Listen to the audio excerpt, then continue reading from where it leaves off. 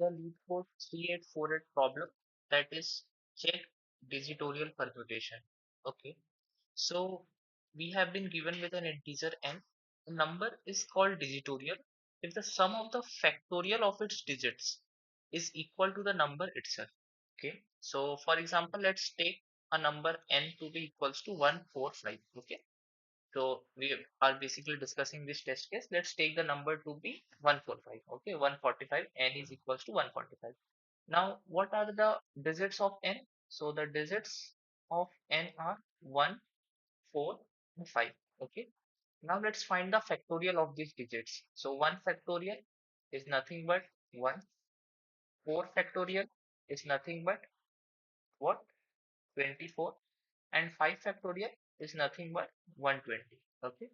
And then we will sum these factorials. Okay, so this plus this plus this, so when we will sum these factorial, that is 1 plus 24 plus 120, what we will get? We will get 145. Okay, and this 145 again is equal to n, which we took initially, right? So hence we can say that your n equals to 145 is a Digitorial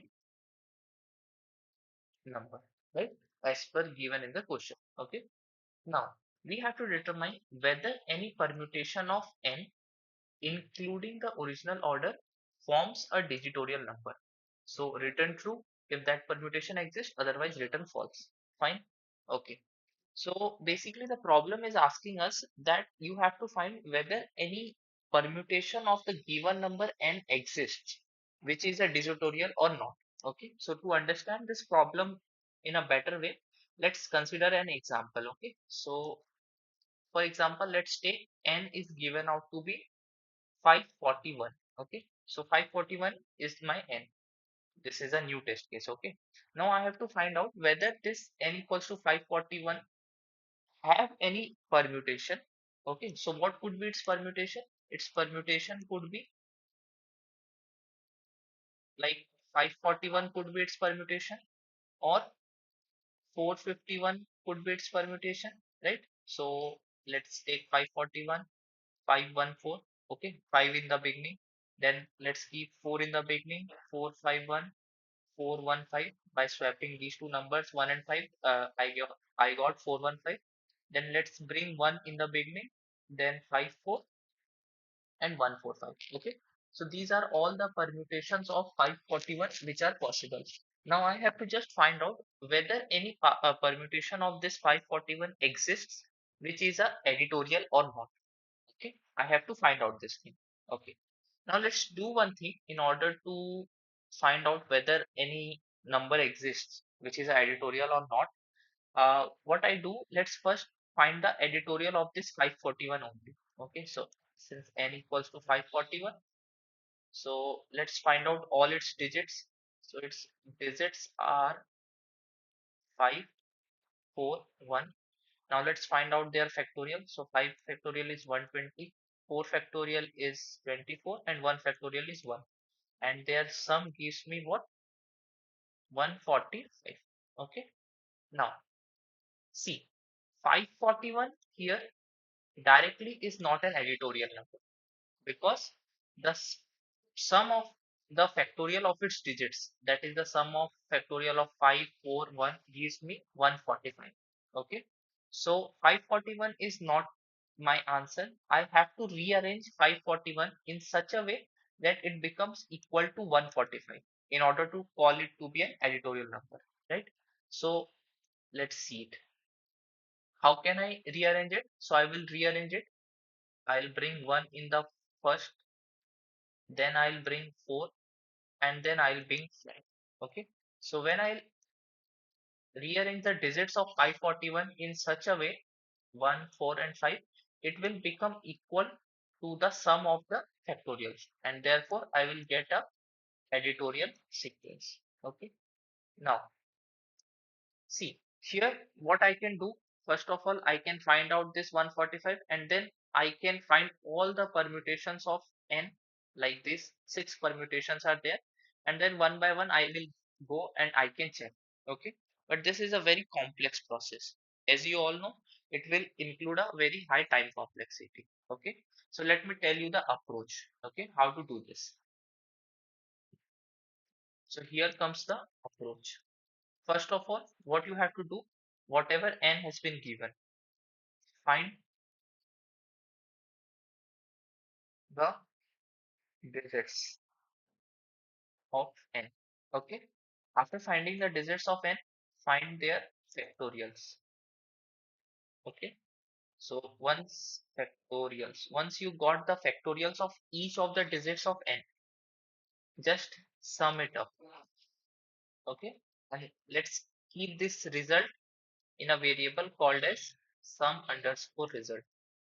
Okay, so sum underscore result is a variable, okay, that is containing the sum of all the factorials of the digits. Fine. Now, then what you have to do, just create a vector of digits of n. Means just take a vector and store all the digits of n in that vector. Let's call that vector to be dig. Okay, so dig is a vector that contains all the digits of n. Fine. Now then create another vector of some result digits. Okay, so let's create another vector. Let's say that is this. Let's call its name to be dispatch. Now, what does this vector contains?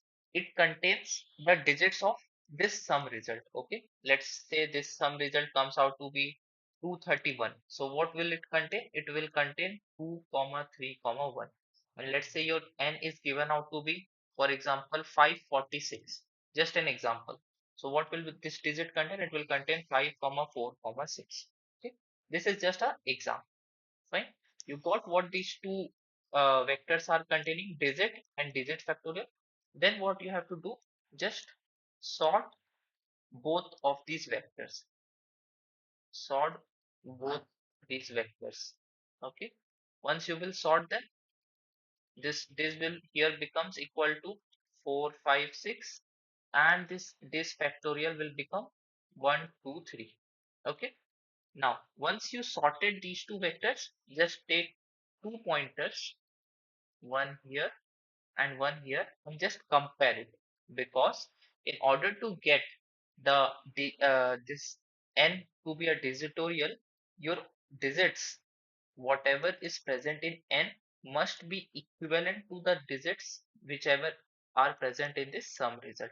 Okay, so if you got all the digits to be equal, which here is not true, once all the digits are equal, you can directly return, otherwise false. Okay, now I just this is the actual approach. Okay, now once when we will go deep into the code, you will understand it better.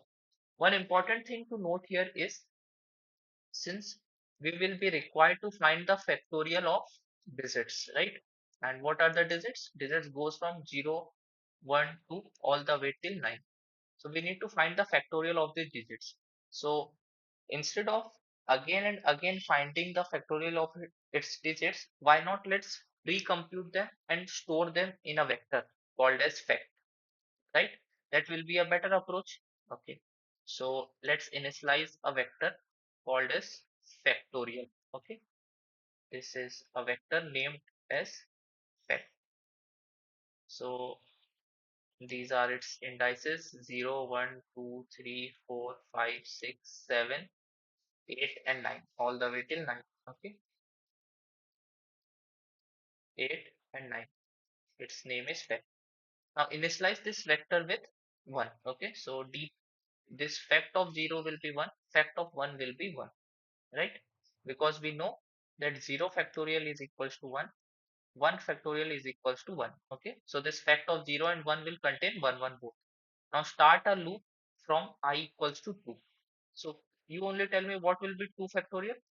2 factorial will be simply equal to 1 factorial multiplied by 2, right? Or what we can write it in the form of fact. So fact of I will be equal to fact of I minus 1 into I, right? So here what you will get, 2 factorial equals to the 1 factorial into 2, right? Multiply these two. So it will give me 2. Similarly, what will be the fact of I? Here you have to do 2 into 3, that will be 6. Similarly, what will be the fact of 4? 6 into 4, that is 24, right? And just go on doing it, right? Now, in order to understand it in a much deeper way, let's go deep dive into the code, okay? And there I will explain you what we have to do step by step. So this is my question. Fine, fine. Now, let's first create the factorial table. Okay, so create the factorial vector. Okay, so vector in fact, its size will be 10, right? Because we have to store the factorial of digits, and I know that digits goes from 0 to 9 only. Okay, so let's take its size to be 10 and initialize the values to be from 0. Fine. Now, what I know that fact of 0 means 0 factorial is equal to 1. I know the fact of 1 is equal to 1. Okay. Now let's start the loop. So for int I equals to 2, all the way till I less than 10, I plus plus. I know the fact of I will be equal to fact of I minus 1 into I. Right? From this rule which we have discussed here. This rule. That fact of I is nothing but fact of I minus 1 into I, right? We got, for example, here only if I want the fact of 5, so what I have to do? Fact of I minus 1, that is 24, and just multiply it with I, that is 5. Hence I will get 120, which is the factorial 5. Okay, fine. So I got my factorial vector. Then what I have to do, as we discussed, see, what was the approach? I have to find all the digits of n, right? My first step is to find all the digits of n, and then I'll find their factorials and store the result in a variable called as sum results. Okay, let's do this. So next step is to find the digits and sum of their factorials. Okay, so let's start. Fine. So I am creating a vector int digit. Okay, and this vector, as we discussed here, I have to create a vector called as digits vector. Okay, it will store the digits of n. Fine. Okay, now in order to find all the digits of n, I'll just do this thing. I'll iterate it, right? So while n is greater than 0, in last digit will be equals to n modulo 10, right? For example, your n was 145, for example. When you will do 145 modulo 10, what you will get? You will get 5 as the result. You can see that also, right? So you got the last digit. Then just enter this last digit into the this vector. So in this vector, I push this last digit, right? And let's also create that sum result. And sum result equals to 0, where I'll store the sum of the factorials of these digits. Okay, so sum result plus equals to the fact of this last digit, right? So I'm just adding up the factorial of the digits which are obtained from n. That's it. And then just do n divide equals to 10, means cut off that last digit. Fine. Okay, now once you got the result, let's create a vector of digits of some result also, so that we can compare that whether uh, basically your n can be rearranged to any kind of permutation, can it be become equal to some result or not. Okay, so we will check that. So vector in some dish. Okay, so some result digits will be stored here. Fine. Now, while my sum result is greater than 0, what I will do? Again, I'll find the last digit, which is nothing but sum result modulo 10. Then I'll just push it into this vector. So sum is dot push back your last digit, and then what you will do? Just cut off the last digit by dividing it with 10. Okay, there you got the two vectors. Then what you will do? Just sort them. So I'm just sorting those two vectors from this dot begin to from this dot end. Okay. Now I have sorted those two vectors. Let's find their length also. Int n equals to, or let's take int length 1 equals to the length of this vector, and int length 2 equals to the length of this second sum base vector. Now, if their lengths are not equal, right? If length 1 is not equal to length 2, you can directly say that uh, through any kind of permutation, like whatever permutation you do for the digits of n, it can't become equal to your sum digits, right? Since their lengths are unequal. So you can directly return here false. Now, if their lengths are equal, we have to take some pointers and just go on comparing them digit by digit. Okay, so while I is less than your length 1, and j is also less than length 3, whatever you can take, since both the lengths are equal, no problem.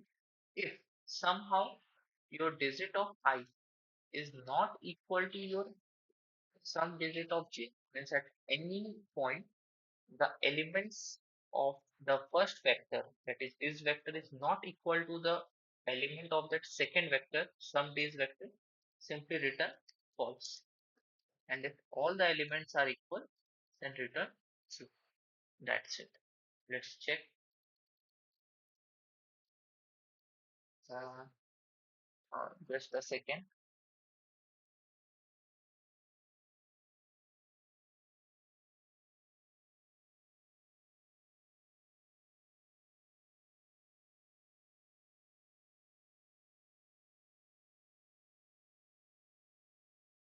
Okay, so one mistake was there, we forgot to increment the I and j values here, right? So that was the mistake.